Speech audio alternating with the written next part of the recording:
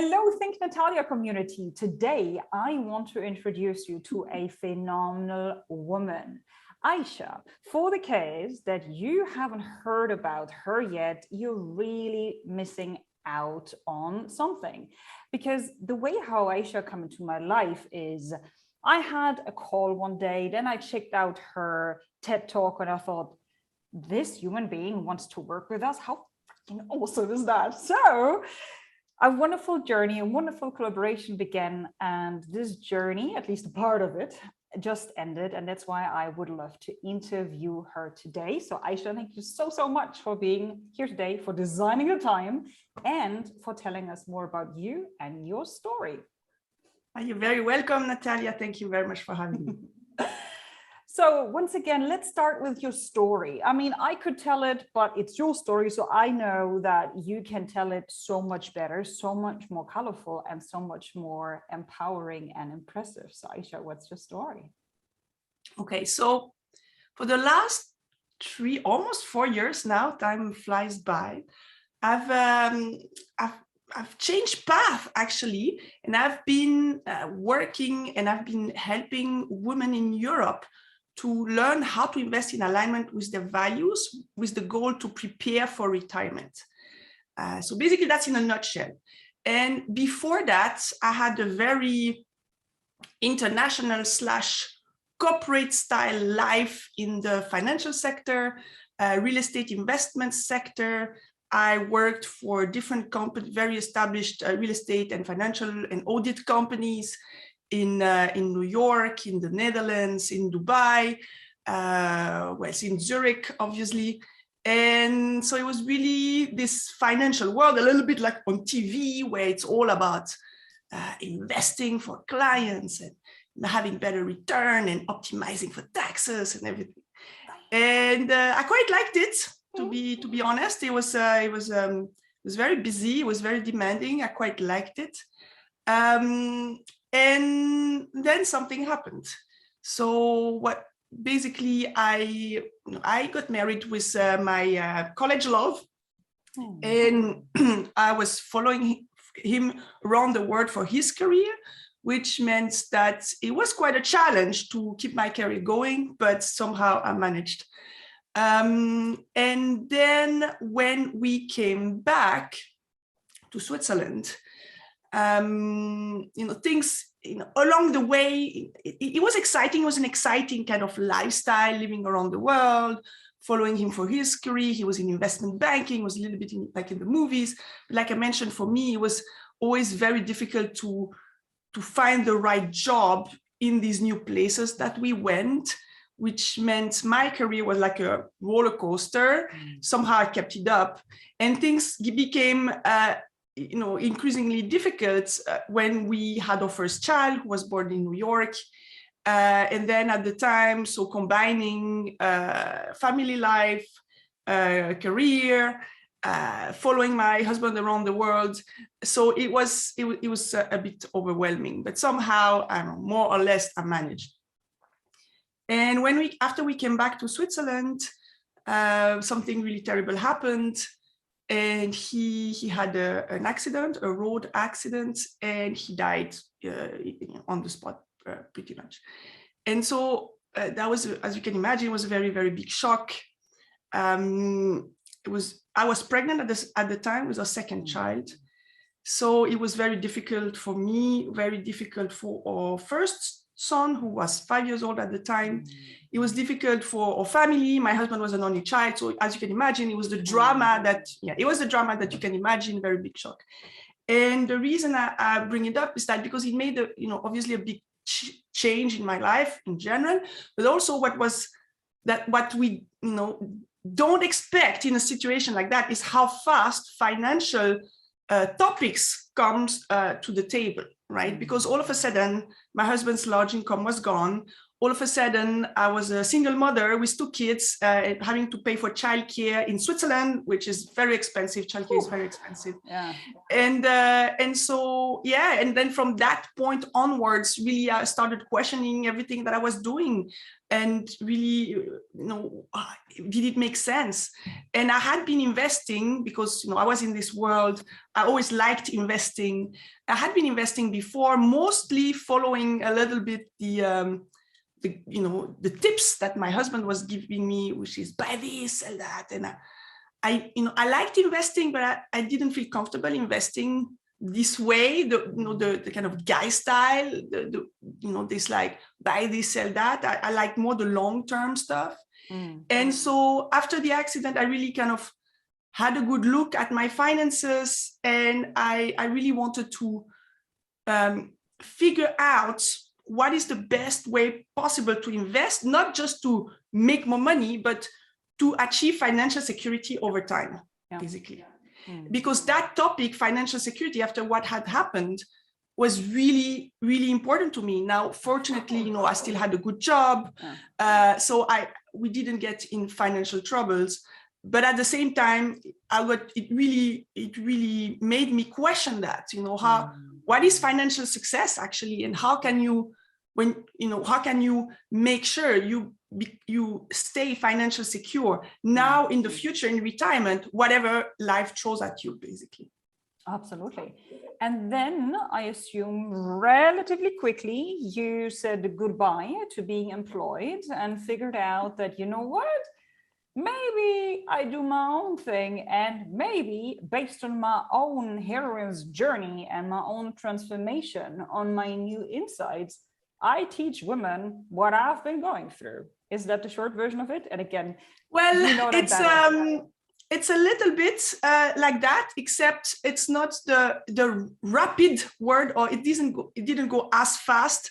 I'm not someone who kind of throws away everything just like that. So I think I started, at the same time, I must say I also was getting, although I loved my team, I had the best team ever, I was growing increasingly frustrated in the corporate environment I was in. I was working for a large Swiss bank environment, and it was very restrictive with all the policies, and a lot of stuff was really kind of, I don't know, demotivating for someone with quite an entrepreneurial spirit like mine, I would say.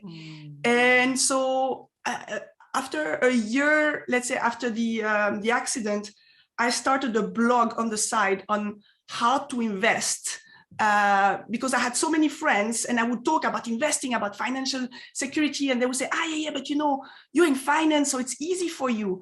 But it's not my field. I don't know anything. I don't want to lose money, etc. And I was like, yeah, but actually, when you know how to do it, when you know what this research says, it's not that hard, right? And it's not that risky when you know what you're doing, and when you do it for the long term, and you do it the right way.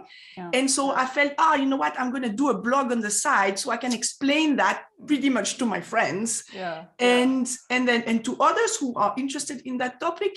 And then it was kind of a creative outlet where I could do whatever I wanted, and it kind of liberating from this very restricted work environment I was in. And but before long, this blog was all I could think about. And then I started spending so much brain time and brain capacity on that blog and what it could be, instead of my job, basically. And then at some point I made the decision, okay, I'm gonna pursue this. And then I reduced my work time. First, I reduced it to, I was working officially 60%, and then I was 40% on the blog, and developing and creating a business out of this. That was really challenging because I was also a single mother, I own a house, so it was really difficult. And then at some point, so it took 1 year at 60%, and then I quit completely and really focused completely on the business. And now, actually, the blog is what got me started, but now it's more. I have really this paid program where I teach from A to Z about investing, but also about planning for retirement based on what's your situation now? How much do you have? When do you want to retire? Where do you live? What are your currencies? What are your preferences? What are your objectives, etc., to really look at what's your setup, and then looking at, okay, what are the right platforms for you to start investing in? So it's really taking people through the journey of learning how to invest, looking at their own situation and planning, and then really taking these steps or doing it better, because a lot of women are already a little bit investing, but they're not sure they're doing it right. They don't feel that comfortable, so invest just a little bit, and that's also a problem, to invest not enough. So once they have the knowledge and the confidence that they are doing it right, then it's much easier to actually put more of their savings to work. Okay. And the people that you work with are women. Is it expat women? Is it women working in corporate? Tell us a little bit more about the people, for the case that somebody listening right now and thinks, oh, that's cool, but is that actually for me? I'm not sure. Yes. So typically, I've been an expat, I lived in Dubai, I lived in New York, I lived in Amsterdam, etc. And so for me, it was really, figuring out investing, pension planning, currencies, accounts in different countries, etc., and social security in different countries is very, very challenging for expats. And that's what I went through. And I found it very hard to figure it out. And to be honest, I had a very big, and also, mind you, unpleasant wake-up call after the accident, because we had lived the expat life. The benefits that we receive from the social security contributions that my husband has made in different countries are limited, because we live the expat life, and it's very hard to qualify for anything when you live only a few years here, a few years there, and that's, I could see, I was kind of hit with this reality quite early in my life, but actually it applies also to retirement. Is the money comes from the same place, right? And it's the same rules. And so that's why the program is really, the target, or let's say it really designed to help women with an income, with savings, who want and actually need to put them to work, because of the fact that they live maybe like an expat, they have an expat lifestyle.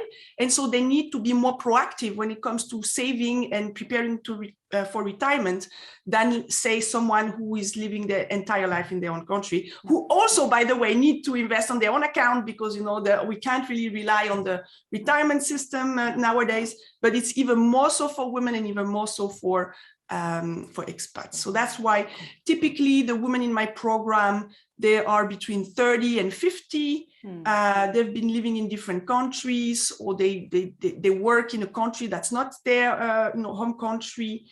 And they are, most of them, I would say, have a corporate job, but not necessarily, but that's the majority. Awesome. So thanks so much for sharing that, for being so open and so transparent, and also for sharing the ups and downs of your journey until here. I would love to shift gears for a second. When you approached us in an incredible self-confidence, saying, I'm an entrepreneur, I have the world's best team, I love email marketing, I got my sorted out. Natalia, help us. And I was like, why would you need us? Come on, it's like, babes, everything is awesome. It's like, I'm almost a little bit intimidated. I want to be like you. Like, why would you choose us? So it's funny that you say that. I don't remember that whatsoever. Perceptions. Why did you approach us? What was the challenge or the goal that you saw yourself back then? Okay, so I must say, yes, I've had, quite some success, if I can say, or I've been able to develop my vision. But and a lot of people think, Aysha, she has it all figured out, but it's actually not exactly like that.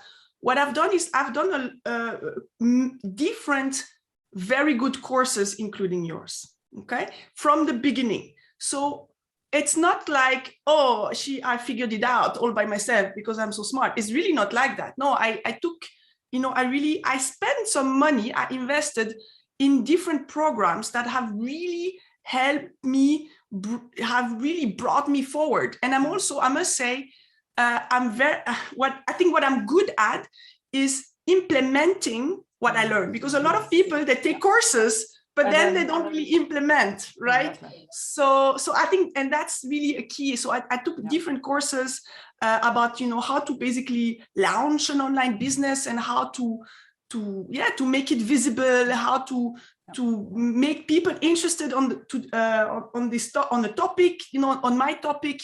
And I've been really diligent in implementing what I've learned, even if sometimes I don't implement to the dot, but I implement in a way that works for my entire kind of vision and constellation, but I do implement it and I push through. And I think that's what really helped me. And then when I contacted you, so I always like LinkedIn. I often say, oh, I'm in love with LinkedIn,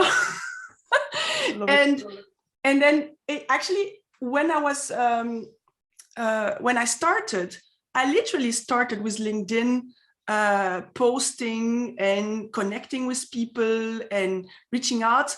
I took actually, that's one of the first program that I took. I met some guy at an event who was a social media kind of teacher, and I sat down with him. I paid him actually quite a lot of money, and he basically taught me a few things, especially outreach in LinkedIn.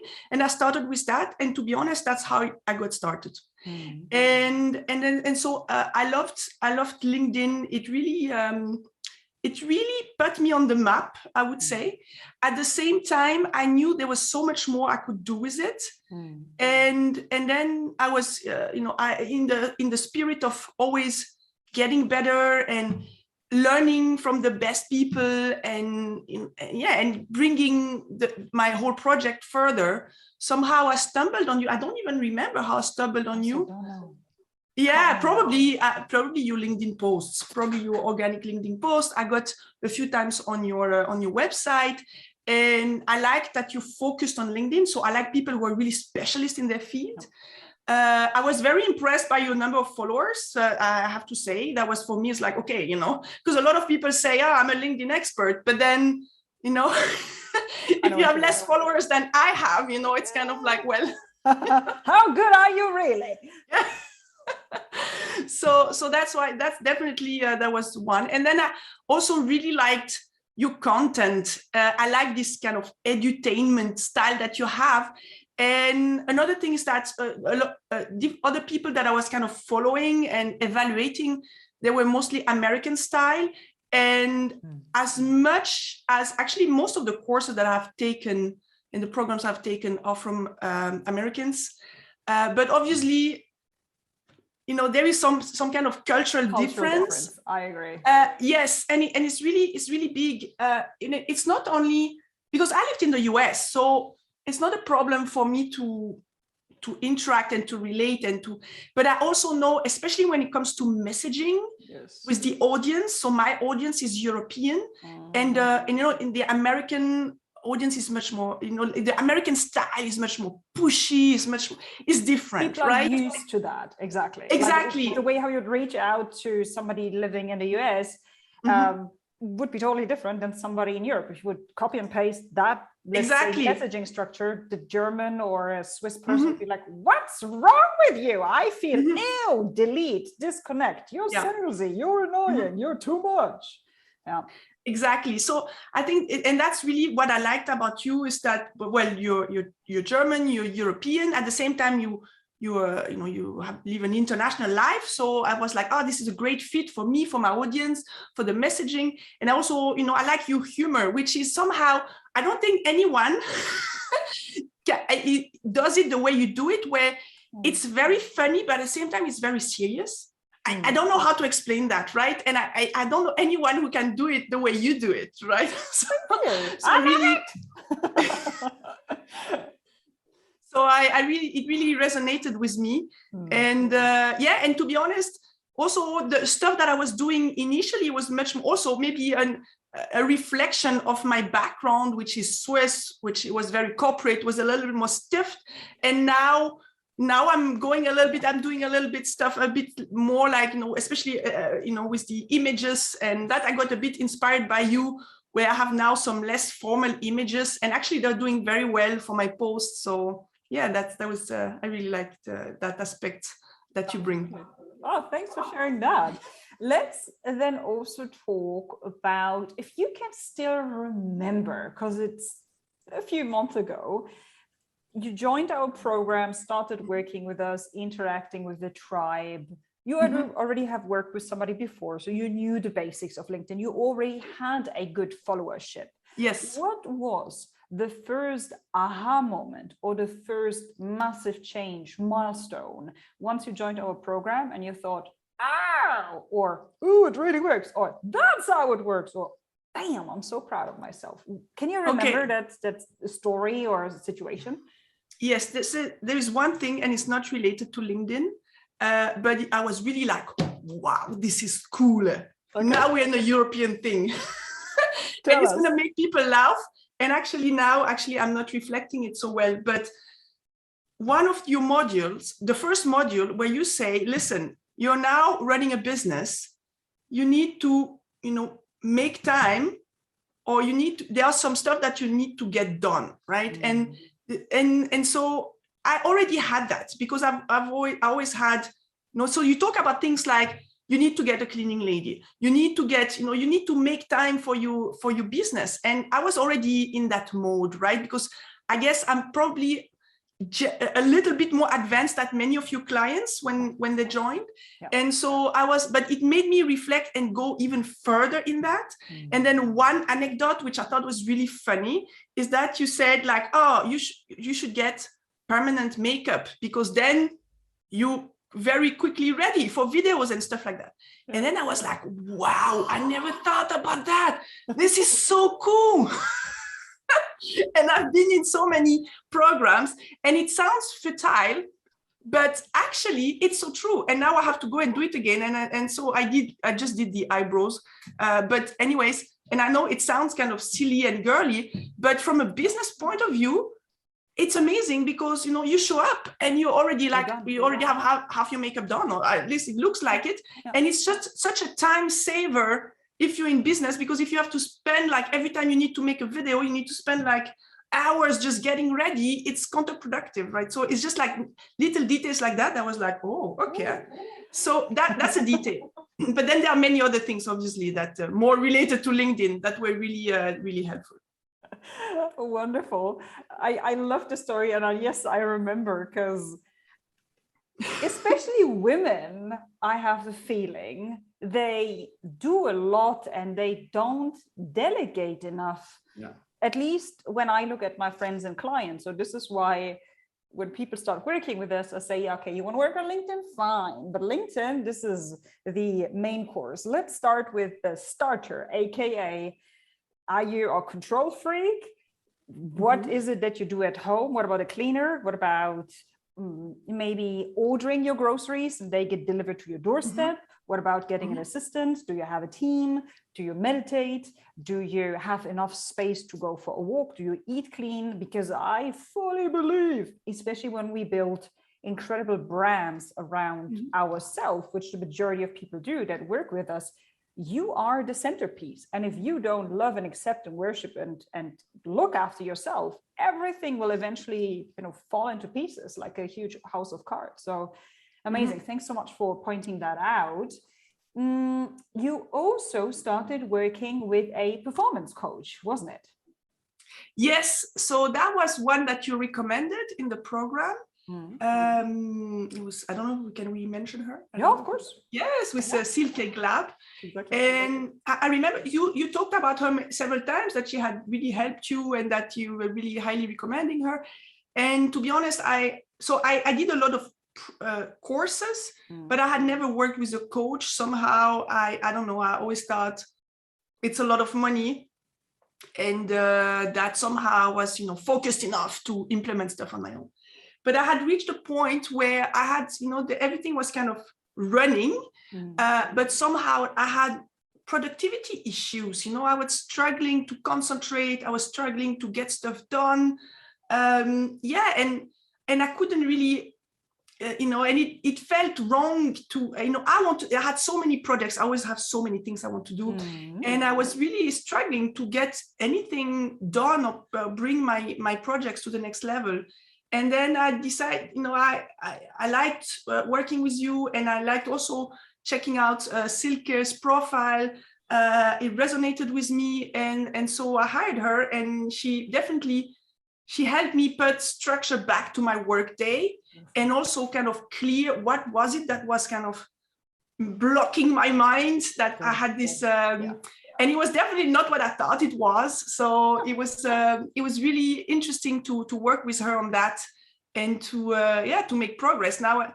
And I know you and I talked just before this, we pressed record, and you mentioned that sometimes I give this impression that I'm like the most focused person ever, but it's actually, I wish, but I still struggle sometimes really to be as productive as I would like to be, let's say.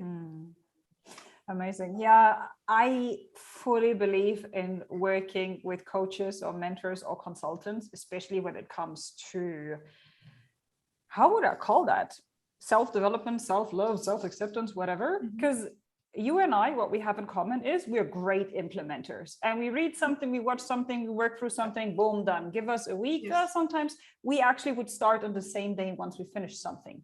And there are certain things, subconscious programs, beliefs, whatever you want to call it, that are so deep, they're so close in front of our eyes, we can't see them. And that's the reason why there are certain spirals or certain behaviors that we keep on repeating and repeating again. And then an external person comes in and says, why are you doing this?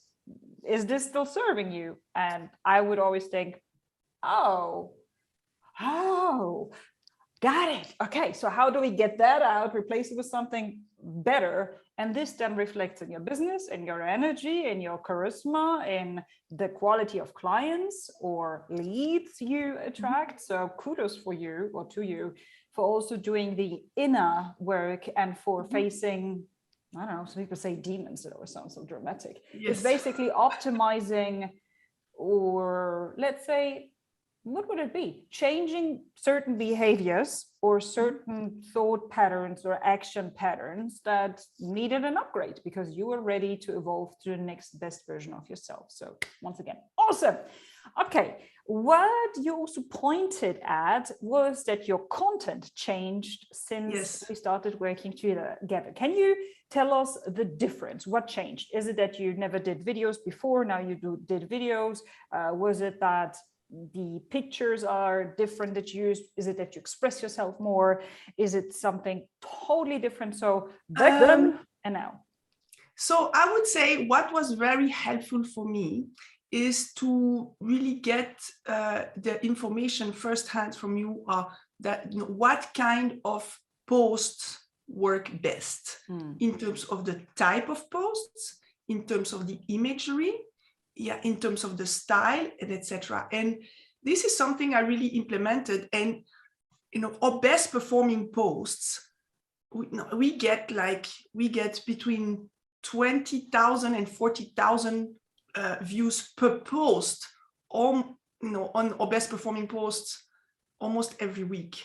Wow. And so before that, if I was making 5,000 views, it was an accomplishment. And so that really knowing which types of posts, and they are not often that intuitive, that really helped.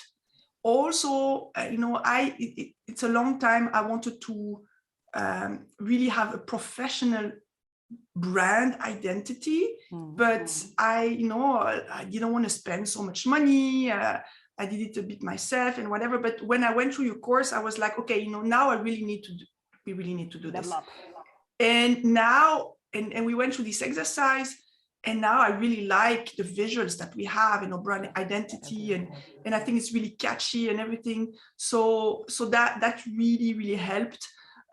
Also, I mean, there are other things, but definitely which type of posts that really helped, and then how to basically through the community that you have, how we are able to basically boost the visibility of our own posts, that's really has been a game changer as well. Mm. And what I have seen also, for lack of a better word, I would say you melted in the most positive way. You became softer in the most positive way. I think, or I feel that your posts by now are a little bit more playful. They are a little bit less stiff. They're a little bit less corporate-y. You, in my perception, start to channel your playful side, your feminine side, your more relatable side, your more authentic side. I mean, you started to take some or post some pictures where you do some, with some weird quote, end quote, facial expressions. Yes, but right? that's from you, and that I really like. Amazing. Yeah. And I also, and then doing so well these posts, and they also, even when I see my own posts, I'm like, oh, this is so funny. Yes. So yes. I like it. And so in terms of the imagery, yeah, there you definitely inspired me.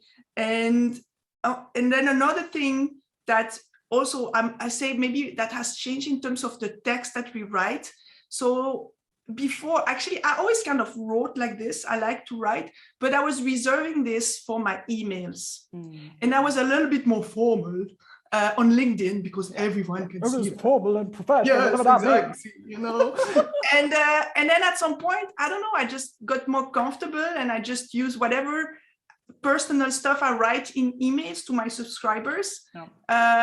You know, I use it with slightly adjusted version, because again, it's not an email, but it's roughly the same tone and the same kind of you know, story that I put on LinkedIn. So I'm much more, I'm less shy in using in telling the story publicly on LinkedIn, the way I do it also via emails. Beautiful. Okay, did you also generate any kind of leads or clients since working with us? Tell us more about it. Yes, definitely. So, you know, I'm getting a lot more visibility, and by definition, a lot more leads. So you know, we have a whole system, or a whole, not a system, but a whole constellation where we place you know, links to sign up for a free email course, for a book club, for a waiting list for my program, in strategic place, in a post, in a newsletter on LinkedIn, on my profile. And because we get more views on each of those, we have more people clicking on them and then signing up, and then eventually becoming clients. That's definitely. And what really helps is that, you know, it's different if you can check someone out on LinkedIn because they posted something and you're on the profile and you can see it's a real person. It's different than if you just see an ad on Facebook, right? So in that sense, definitely we're getting leads, more leads, and eventually, you know, several of them become more clients. Amazing. Yes, that's how it should be. What also interests me is the tribe. I mean, through our group, was there any kind of friendship that developed, any kind of collaboration, interviews, speaking gigs, I don't know, clients? Did you somehow benefit from the tribe, or what is worth sharing, or you know, what is worth sharing about? I mean, there was one of your client that I saw in the group that we have, you know, your group of clients on Facebook, and I knew her more or less, and she's based in Zurich, so I reached out to her. Oh, let's meet, and then we met a couple of times, and that was nice to be kind of, you know, in learning the same things and implementing the same things. Other than that, maybe I haven't been the most proactive person, but what I really enjoyed, I must say, the calls, the way you have them, these mini group calls, where we get to ask our questions, and at the same time, there are a couple of other people, and we can see what questions they have and what kind of the way they run their business and how they use LinkedIn for it. And I thought that was very useful to actually see what other people are doing and, you know, how to, you know, because we're not in the same field. Yeah. So it's interesting to kind of cross check what we're doing and how we can benefit from each other's kind of best practices. Wonderful. Okay, is there anything else that we forgot talking about? Anything that is close to your heart that is important mentioning? If not, how can people get in touch with you? Do you maybe have something prepared that people can look forward to? Tell us. Yeah, so you know, the best is to go on my website, which is investlikeaysha.com, and there you can sign up for a free email course. It's very easy. Once you land on the website, you can't miss it. And then this email course is 6 emails where you get 1 funny email per day, very easy to digest for 6 days, and you know, which gets you or walks you through the basics of investing so that you can start with this topic the easy way. Wonderful. Cool. I'll make sure that I link to it and also tag your LinkedIn profile. And once again, thank you so much for your time, for putting in the work, for going through the inner and outer transformation, for helping people to start investing, to get rid of that fear, because it's a fear. And yes, I think, it's a fear, right? And a discomfort. It's a fear and a discomfort somehow about this topic. Yes. Yeah. So thanks for making it less difficult and even more fun. And I hope that many, many more women feel inspired to follow your path and then implement what they have learned. So thank you so much for being here today, Aysha. Thank you so much for having me, Natalia.